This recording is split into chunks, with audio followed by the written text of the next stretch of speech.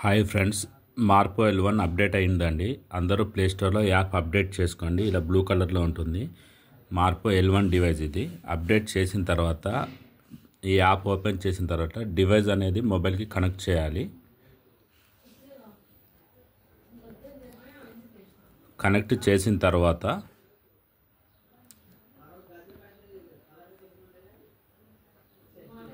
ఇలా మనకి రిజిస్టర్ అవుతుందండి. ఈ టైంలో డివైస్ అనేది మాత్రం కేబుల్ డిస్కనెక్ట్ చేయకూడదు.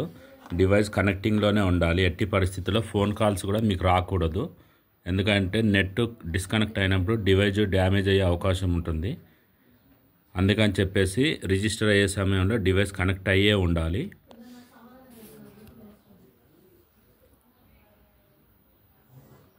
ఇలా వచ్చిన తర్వాత సాఫ్ట్వేర్ అప్డేట్ అని వస్తుంది. ఓకే కొట్టాలండి. ఓకే కొడితే మనకి డివైస్ అనేది బ్లింక్ అవుతూ ఉంటుంది. ఇలాంటి టైంలో మన డివైస్ అనేది డిస్కనెక్ట్ చేయకూడదు ఎట్టి పరిస్థితుల్లో.